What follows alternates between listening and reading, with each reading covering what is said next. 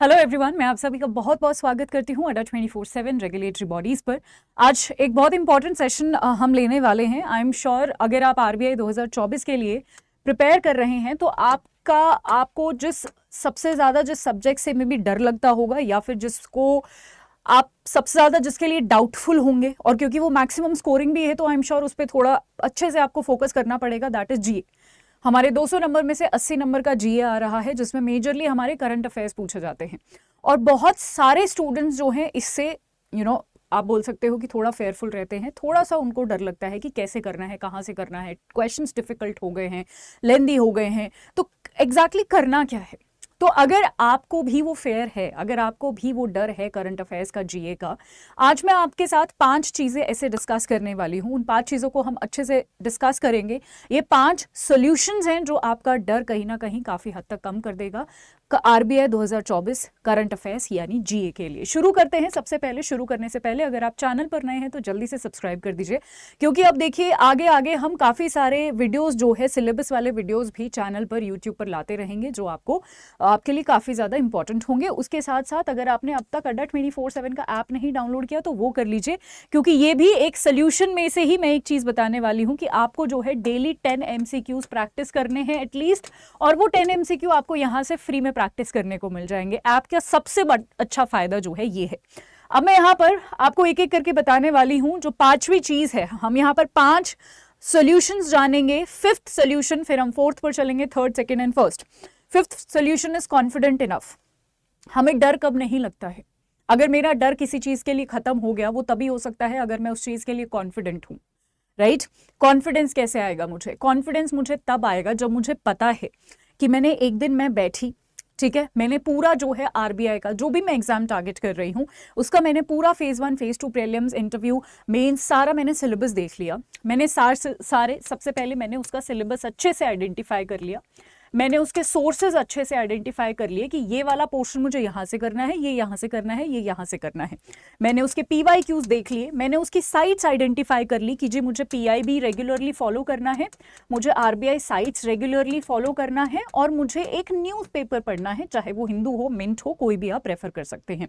ये अगर आपको क्लैरिटी आ गई और इसको आपने फॉलो करना शुरू कर दिया कंसिस्टेंटली, तो आपके अंदर वो कॉन्फिडेंस आएगा। और इसके साथ साथ जितना भी आपने पढ़ा हो, साथ के साथ मैंने अभी बताया कि एक फ्री साइट है, हमारा जो ऐप जो है वहां पर फ्री में हम रोज 10 क्वेश्चन अपलोड कर रहे हैं, आप ही लोगों के लिए कर रहे हैं वो। तो साथ के साथ धीरे धीरे, बेशक आप एक दिन में शुरुआत के लिए 5 MCQs अटेम्प्ट करो, अगर 10 नहीं हो रहे कोई बात नहीं, शुरू में 5 से शुरू करो, फिर 7 पे आओ, फिर 10 पे आओ, ठीक है? कंसिस्टेंटली वो 10 MCQ प्रैक्टिस करो। तो अगर आपका ये माइंड मैप अच्छे से क्लियर हो गया और आपने इसको कंसिस्टेंटली जो है पढ़ना शुरू कर दिया, रेगुलर आप रहे, बेशक आप थोड़ा थोड़ा पढ़ रहे हो बट कंसिस्टेंसी आपने बना के रखी, 10 की जगह आपने 5 ही सवाल सॉल्व किए हैं बट सॉल्व किए हैं, ठीक है? पूरा जो है आपने हिंदू, आपसे मान लो कोई XYZ रीजन है, आपसे पूरा हिंदू नहीं पढ़ा गया, आपने आधा पढ़ लिया है, आधा आपने नेक्स्ट डे कंप्लीट कर लिया है, बट आपने किया है, आपने आइडेंटिफाई कर लिए कि आज के पेपर में 8 इंपॉर्टेंट न्यूज है, मैंने 4 आर्टिकल पढ़ लिए, 4 मैं कल पढ़ूंगा। बेशक ऐसे भी आप करो बट आपको रेगुलर रहना है, and this will give you confidence. इससे कॉन्फिडेंस आएगा और आपका जो फियर है वो ऑटोमेटिकली आप देखोगे कि बहुत हद तक खत्म हो जाएगा। फियर ज्यादातर रहता ही इसलिए है क्योंकि या तो हमारा सिलेबस कंप्लीट नहीं होता या फिर हम कंफ्यूज रहते हैं कहाँ से करना है, क्या करना है। अभी तो ये भी रहता है, वो भी रहता है, अभी तो MCQ भी इनफ प्रैक्टिस नहीं किए, और वो हमारे पैनिकनेस को, वो हमारे डर को और ज्यादा बढ़ा लेता है। So we will be confident enough, और ये सारे प्रोसेस, ये सारे स्टेप्स हम फॉलो करेंगे, ठीक है? This was point number 5। Solution number 4 है टाइम मैनेजमेंट। अब यहां पर टाइम मैनेजमेंट 2 तरीके से है, while you are doing your syllabus, while you are completing your syllabus, ठीक है? यानी जब आप सिलेबस अपना कंप्लीट कर रहे हो तभी भी हमें टाइम मैनेजमेंट चाहिए, plus when we are solving our MCQ, जब हम अपने MCQ, जब अपने सवाल क्वेश्चन सॉल्व कर रहे हैं, वहां भी टाइम मैनेजमेंट। यहां दोनों में ही टाइम मैनेजमेंट का बहुत इंपॉर्टेंट रोल है सिलेबस में, इसीलिए क्योंकि बहुत सारे हो सकता है कि आप, हो सकता है किसी और एग्जाम की तैयारी कर रहे हो तो पैरेलली आप आरबीआई की कर रहे हो, तो इसीलिए टाइम मैनेजमेंट लगेगा। ठीक है, बहुत सारे ऐसे एस्पिरेंट्स हैं जो जॉब की तैयारी कर रहे हैं, साथ के साथ आरबीआई की भी तैयारी कर रहे हैं, तो टाइम मैनेजमेंट उनके लिए सबसे बड़ा चैलेंज है।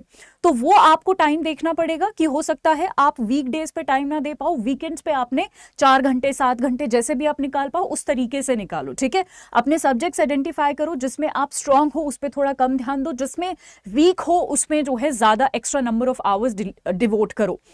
दिन में पढ़ सकते हो दिन में पढ़ो, मॉर्निंग पर्सन हो मॉर्निंग में पढ़ो, नाइट पर्सन हो नाइट में पढ़ो, डज नॉट मैटर। ये साइंटिफिकली प्रूव हो चुका है कि आप सुबह पढ़ रहे हो, रात को पढ़ रहे हो, आधी रात में पढ़ रहे हो, कभी भी पढ़ रहे हो, ऐसा कुछ नहीं है कि सुबह 4 बजे उठ के पढ़ने से ही चीजें ज्यादा दिमाग में रहती है। जो आपको सूट कर रहा है वो फॉर्मूला यूज कीजिए। ठीक है, देन आपका एमसीक्यू, आप सभी को पता है इस बार जो है पेपर आया था लेंदी, तो आप चाहे कितना भी पढ़ लो, अगर फाइनली अल्टीमेटली एमसीक्यू ही नहीं सॉल्व कर पाए तो उस पढ़ाई का क्या फायदा। तो अभी से हमें 20 सेकंड का टाइमर लगा के क्वेश्चन सॉल्व करने हैं, ताकि फाइनल एग्जाम में हमें टाइम मैनेजमेंट का इशू ना आए और हम मोर नंबर ऑफ क्वेश्चंस अटेम्प्ट कर पाए, जिससे हमारा चांस ऑफ सिलेक्शन भी इंक्रीज होगा। राइट, सो time management very very important. Time management अगर हमारे पास है तो भी मेरा जो डर है, क्योंकि मुझे पता है कि मेरे को अपना टाइम कहाँ कहाँ डिवोट करना है, कितने नंबर ऑफ आवर्स कहाँ डिवोट करने हैं, कौन से सब्जेक्ट को कितना टाइम देना है, कौन से सब्जेक्ट को कितना टाइम देना है, ये आपके ऊपर डिपेंड है। आप कौन से सब्जेक्ट में स्ट्रांग है, आप कौन से सब्जेक्ट में वीक है। अगर आपने ये आइडेंटिफाई कर लिया और अकॉर्डिंगली टाइम डिवोट किया तो it will automatically bring your fear of current affairs down. ठीक है, नेक्स्ट है हमारा रूल नंबर 3 या solution number 3, don't ignore mistakes. अब यहां पर दो चीजें हैं, अगेन इग्नोरिंग मिस्टेक्स यानी एक तो वो वाली मिस्टेक्स जो हम एमसीक्यू करते टाइम अटेम्प्ट करेंगे। जब आप एमसीक्यू करोगे, 10 एमसीक्यू करोगे, हो सकता है शुरू में आपका एक भी सवाल सही ना हो, ऐसा होता है, सबके साथ होता है। ठीक है, टॉपर्स के साथ भी होता है, बट उससे घबराना नहीं है। आपने जो मिस्टेक करी है उसको इग्नोर नहीं करना। अगर मान लो आपने ये आइडेंटिफाई कर लिया कि अच्छा मैंने ये पढ़ा तो था बट मैंने ना रिवाइज नहीं किया, इसीलिए मेरा ये सवाल गलत हो गया, तो यानी आपने आइडेंटिफाई कर लिया कि आपकी यहां पर प्रॉब्लम है रिवीजन, लैक ऑफ रिवीजन, तो आपको जाके रिवाइज करना है। अब आपने आइडेंटिफाई कर लिया कि मैंने पढ़ा था बट मैंने किसी सिली मिस्टेक की वजह से ये सवाल गलत कर दिया, तो you have to make sure कि आप नेक्स्ट टाइम वो सिली मिस्टेक ना करो। सो जो भी आप मिस्टेक्स कर रहे हो उसको इग्नोर नहीं करना है एमसीक्यू करते टाइम, प्लस सिलेबस करते टाइम। सिलेबस का ये मतलब है, जब आप सिलेबस कवर करते हो ना, बहुत बार क्या होता है कि हम गलत सोर्सेज से पढ़ना शुरू कर देते हैं। ठीक है, जो नेसेसरी नहीं है। फॉर एग्जांपल हो सकता है कि आप जो है आरबीआई की वेबसाइट पे ना बहुत ज्यादा टाइम लगा रहे हो, आरबीआई की वेबसाइट पे ही 4-4, 5-5, 6-6 घंटे बैठे हुए हो, दैट इज अ मिस्टेक, है ना। और ये मिस्टेक आपको कब पता चलेगी, जब आप क्वेश्चन सॉल्व करोगे। जब आप क्वेश्चन सॉल्व करोगे तो आपको पता चलेगा कि कहीं मतलब आरबीआई की वेबसाइट आपको बहुत ज्यादा सेलेक्टेड पढ़नी है, सर्कुलर्स भी आपको सेलेक्टेड पढ़ने होते हैं, उस पर इतना ज्यादा टाइम डिवोट करने की जरूरत नहीं है। आप कोई भी साइट पढ़ रहे हो, आपको एंड टू एंड नहीं पढ़नी होती, वो सेलेक्टिव पढ़ना होता है। ये हमें सिलेबस और पीवाईक्यू से पता चलता है। ठीक है, तो अननेसेसरी जहां पर हम टाइम वेस्ट कर रहे हैं वो भी तो हमारी मिस्टेक है ना।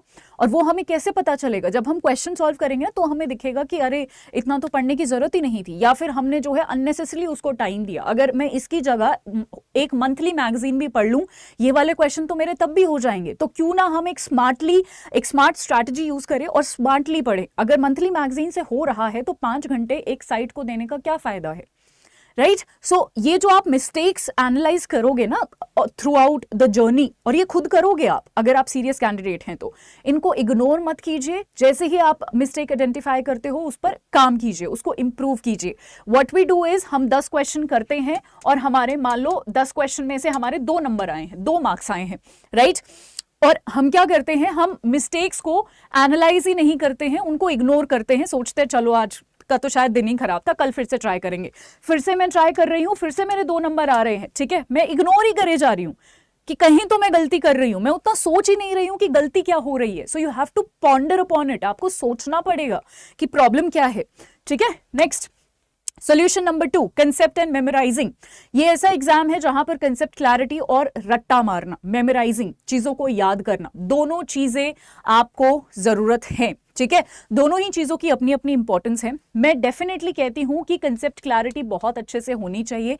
कंसेप्ट क्लैरिटी मैं मानती हूं 50 to 60% जो है वहां से आपके क्वेश्चन सॉल्व हो जाएंगे, बट स्टिल ऐसे 30-40% क्वेश्चंस रहते हैं जो आपको याद ही करने पड़ेंगे, उनका कोई चारा नहीं है। तो हमें प्रैक्टिकल रहना है और हमें सबसे पहले अपने कॉन्सेप्ट्स को क्लियर करना है, specially banking, financial, current affairs जो सबसे ज्यादा आते हैं, वहां पर हमारे कंसेप्ट्स बहुत हेल्पफुल होंगे क्वेश्चन सॉल्व करने में।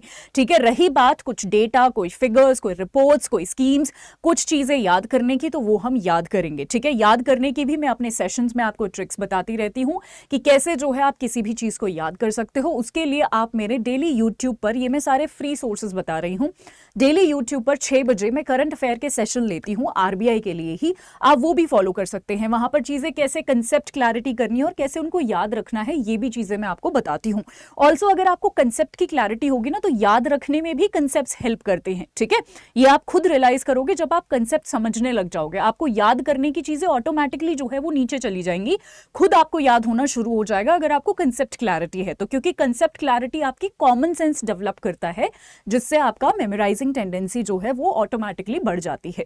ठीक है, सो ये हमें ध्यान रखना पड़ेगा और कंसेप्ट पे पूरा ध्यान देना पड़ेगा। एक टॉपिक है, जैसे फॉर एग्जांपल उस टॉपिक पे ऐसे जो है 5-6 लाइन लिखी हुई है, हमें आइडेंटिफाई करना पड़ेगा कि कौन सी लाइन है जहां पर हमें कॉन्सेप्ट क्लैरिटी चाहिए और कौन से ऐसे 2 पॉइंट्स हैं जो हमें मेमोराइज करने पड़ेंगे। ठीक है, और साथ ही साथ इसी सेम आर्टिकल में मुझे ये भी आइडेंटिफाई करना पड़ेगा कि इस सेम आर्टिकल से मेरे प्रीलिम्स में क्या क्वेश्चन आ सकते हैं और मेंस में क्या क्वेश्चन आ सकते हैं और इंटरव्यूअर क्या पूछ सकता है, क्योंकि मुझे करनी है इंटीग्रेटेड प्रिपरेशन। मेरे को ऐसा नहीं करना है कि मैं पहले प्री के लिए पढूं, फिर मेंस के लिए, फिर इंटरव्यू देखेंगे। अगर आप ऐसा सोच रहे हैं तो ये बहुत ही गलत स्ट्रैटेजी है। क्यों ना हम साथ के साथ सारी चीजें करें। एंड ट्रस्ट मी, जब आप फेज 2 की तैयारी करोगे ना, तभी आपका फेज 1 भी क्लियर होता है। बहुत हेल्प मिलती है फेज 1 क्लियर करने में अगर आप फेज 2 के लिए रेडी हो तो। ठीक है, क्योंकि आपका सिलेबस बहुत ही एग्जॉस्टिवली और बहुत अच्छे से कवर हो जाता है। राइट नाउ अब हम चलते हैं नंबर 1 सोल्यूशन पर। ठीक है, और जो सबसे इंपॉर्टेंट है, सबसे ज्यादा जो है, जो आपकी हेल्प करेगा इस फियर को बाहर निकालने में, that is solution number 1 which is planning plus implementation. आपका प्लानिंग, आपका एग्जीक्यूशन दोनों ही बहुत ही अच्छे होने चाहिए। प्लानिंग का मतलब है कि आपको प्लान करना है कि जी मेरे पास इतने महीने हैं, ठीक है, what ever months you have. ठीक है, मान लो आपके पास 7 महीने हैं, आपके पास 8 महीने हैं, आपको नंबर ऑफ सब्जेक्ट्स डिवाइड करने हैं कि मेरे पास ये 4-5 सब्जेक्ट्स हैं। इन 4-5 फॉर एग्जाम्पल मैं ऐसे ही एक रैंडमली सब्जेक्ट्स लेती हूँ। क्यूआरई है मेरे पास और जीए है मेरे पास। ठीक है, मैंने ये आइडेंटिफाई कर लिया कि क्यूआरई मेरा अच्छा है क्योंकि मैं बाकी, और हो सकता है बाकी किसी एग्जाम की प्रेपरेशन कर रहा हूँ, तो इसमें मैं रोज 1-1 घंटा भी या 2-2 घंटा भी प्रैक्टिस करूंगा ना, तो मेरा हो जाएगा। मुझे कहाँ प्रॉब्लम आ रही है, वो है करंट अफेयर्स पढ़ने में। तो यहां पर मेरे को रोज 3 से 4 घंटे देने पड़ेंगे। ये मेरे को प्लानिंग करनी है।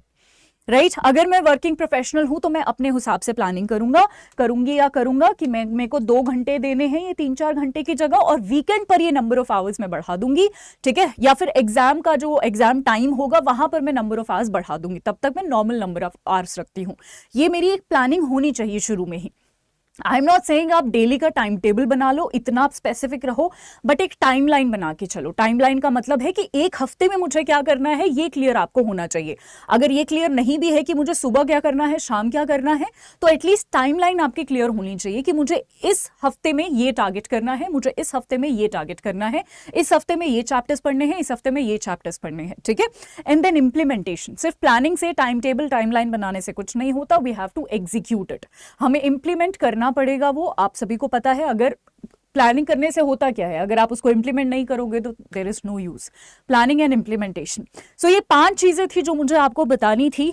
अगर आपने जेन्युइनली इन 5 चीजों को फॉलो किया अपनी इस पूरी जर्नी में, तो ट्रस्ट मी, आपको जो करंट अफेयर, जीए से जो डर लगता है वो आपका बहुत बहुत हद तक कम हो जाएगा। You can completely rely me on this, but आपको थोड़ा कंसिस्टेंट रहना पड़ेगा। ये 5 चीजें अपने दिमाग में रखनी पड़ेगी और कंसिस्टेंटली चीजों को फॉलो करना पड़ेगा। ठीक है, अगर आप किसी और मुद्दे पर चाहते हैं कि मैं कोई टॉपिक लेकर आऊं तो मुझे आप बता सकते हैं।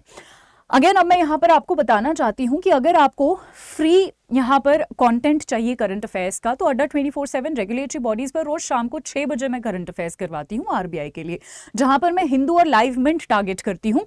आप यहां से पढ़ सकते हैं। ऑल्सो पीआईबी भी हम यहाँ पर टारगेट करते हैं, ठीक है।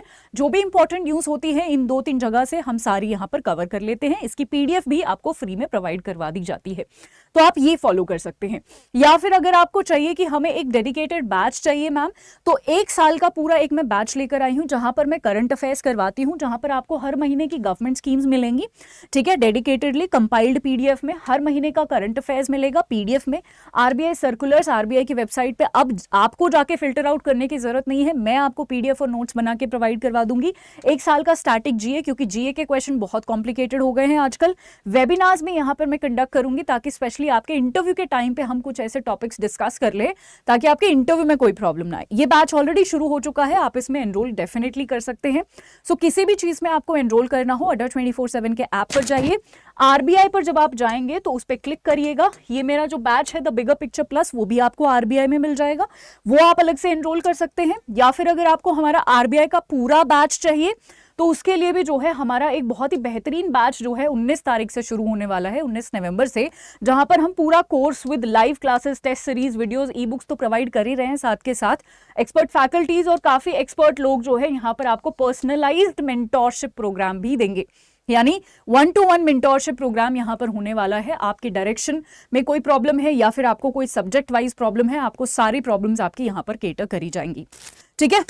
I hope again this is the code जिससे आपको मैक्सिमम डिस्काउंट मिलने वाला है, ठीक है। अब मैं यहाँ पर अपना टेलीग्राम भी बता देती हूँ, जहां पर आपको सारी पीडीएफ मिलेंगी। पिंकी करंट अफेयर्स अड्डा 24/7 ये मेरा टेलीग्राम है। आप मेरे साथ यहाँ पर जुड़ सकते हैं अपने किसी भी डाउट के लिए या फिर किसी भी सजेशन के लिए। I hope this chapter will help you, this session will help you. कोई और डाउट रह गया हो आप मुझे कमेंट सेक्शन में या फिर मेरे टेलीग्राम पर बता सकते हैं, या किसी और टॉपिक पर आप चाहते हैं कि मैं वीडियो बनाऊं जो सच में आप ढूंढ रहे हो और कहीं से आपको सोल्यूशन नहीं मिल रहा है उसका, do tell me in the comment section में। डेफिनेटली आपकी हेल्प करने के लिए जरूर आऊंगी। Thank you so much everyone, take care, bye bye.